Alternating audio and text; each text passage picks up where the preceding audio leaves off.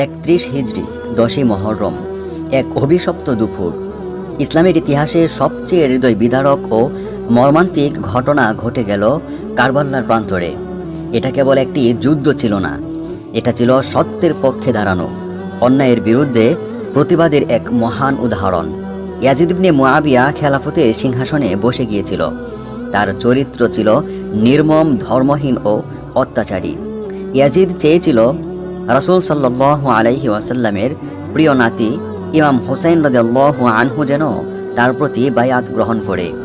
কিন্তু ইমাম হুসাইন রাদিয়াল্লাহু আনহু স্পষ্ট জানিয়ে দিয়েছিলেন, আমার মতো কেউ ইয়াজিদের মতো লোকের হাতে বায়াত গ্রহণ করতে পারে না। ইমাম হুসাইন রাদিয়াল্লাহু আনহু পরিবার ও সঙ্গীদের নিয়ে মক্কা থেকে কুফার উদ্দেশ্যে রওনা দেন, কারণ কুফার মানুষজন চিঠি দিয়ে আহ্বান জানিয়েছিলেন তাকে। কিন্তু যখন তিনি কারবালায় পৌঁছলেন, তখন বাস্তবতা ছিল ভয়ঙ্কর। চারদিক থেকে তাকে ও তার পরিবারকে ঘিরে ফেলে ইয়াজিদের সেনারা, কয়েক হাজার সৈন্য, আর হুসাইন রাদিয়াল্লাহু আনহু এর সাথে মাত্র ৭২ জন।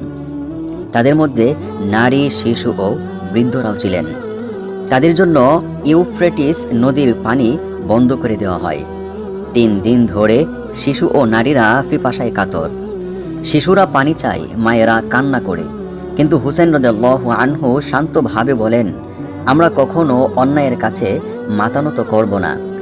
এক এক করে ইমাম হুসাইন রাদিয়াল্লাহু আনহু এর ভাই, ভাতিজা, পুত্র, সঙ্গীরা শহীদ হন। শেষ পর্যন্ত একা দাঁড়িয়ে থাকেন তিনি, তবুও মাথা নত করেন না। অবশেষে ইমাম হুসাইন রাদিয়াল্লাহু আনহুও নির্মমভাবে শহীদ হন। সবচেয়ে হৃদয় বিদারক ছিল 6 মাস বয়সী শিশু আলী আসগরের মৃত্যু। তাকে কুলে নিয়ে পানি চাইলে ইয়াজিদের সেনা তার গলায় তীর বিদ্ধ করে। সেই তীর ছিন্ন করে দেয় মানবতার বিবেক। এই ট্র্যাজেডি শুধু শোক নয়, এটি একটি শিক্ষা। ইমাম হুসাইন রাদিয়াল্লাহু আনহু আমাদের শিখিয়ে গেলেন, সত্যের জন্য জীবন দেওয়া যায়, কিন্তু মিথ্যার সাথে আপোষ করা যায় না। কারবালা আমাদের মনে করিয়ে দেয়, জুলুম যতই শক্তিশালী হোক, একদিন সে পরাজিত হবেই। আজও কারবালার কথা মনে পড়লে চোখ ভিজে যায়, হৃদয় কেঁপে ওঠে ইমাম হুসাইনের সেই দৃঢ়তা আর ত্যাগের কথা ভেবে। তিনি মরেননি, তিনি অমর হয়েছেন, কারণ তিনি রক্ত দিয়ে লিখে গিয়েছেন, জুলুমের বিরুদ্ধে নীরব থাকা, জুলুমকে শক্তি দেওয়া।